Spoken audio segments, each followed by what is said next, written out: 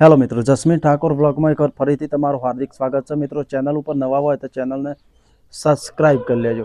તો મિત્રો આપણે એવી ઘટના વિશે વાત કરવાના છીએ. તો મિત્રો આ જગ્યા આવેલી છે સાબરકાંઠા જિલ્લાના ઈડર તાલુકાના નવવાસ ગામમાં.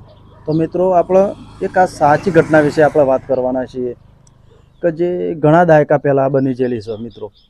તો ગામ લોકો દ્વારા જાણવા મિત્રો મળ્યું છે આ ઘટના બિલકુલ સાચી જ છે. તો મિત્રો વર્ષો પહેલાં બળદગાડાનો જમાનો હતો કે જે બહુ વર્ષ પહેલાં. તો મિત્રો એવું કહેવાય છે કે જાણમાં લોકો બળદગાડો લઈને જ જતા પહેલાં. ત્યારે મિત્રો આ પહેલાં આ જગ્યા ઉપર હાલ રોડ બન્યો છે, હું તમને બતાવી દઉં.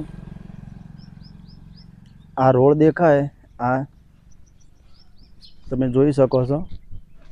એ પહેલાં એક નેળિયું હતું પહેલાંના જમાનામાં આ જગ્યા ઉપર.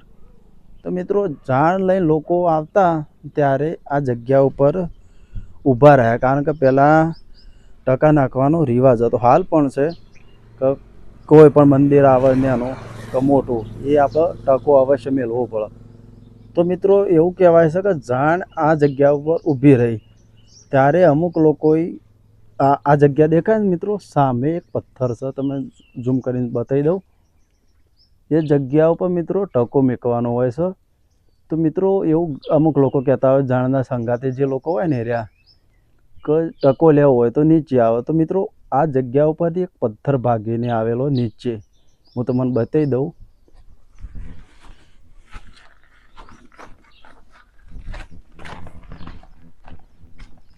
આ જગ્યા ઉપર જોઈ લો મિત્રો, આ પથ્થર દેખાય એ નીચે આવેલો અને બળદગાડા ઉપર આખો પથ્થર પડેલો.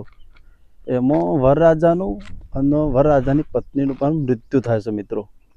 આ આખો પથ્થર દેખાય ને, એ બિલકુલ તમને પથ્થર બતાવ્યો ને જે સામે, એથી અડધો ભાગીને નીચે આવેલો છે મિત્રો. તો આખી એક શિલા છે મિત્રો, તમે જોઈ શકો છો. આખી એક શિલા ટાઈપ પથ્થર છે અને ઓના નીચે આખું બળદગાડું દટાયેલું છે મિત્રો, એવું અમને જાણવા મળ્યું છે. તમે જોઈ શકો છો. જો અડધો આ ભાગીને પથ્થર મિત્રો, તમે દેખાતું જ હશે તમને, તમે જોઈ લો.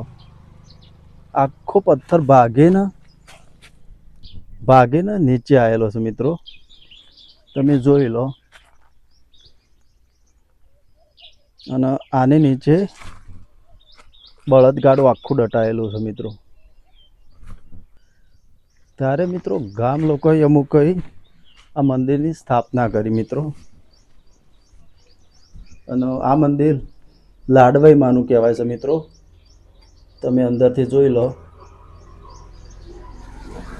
ફોટા મૂકેલા જ છે.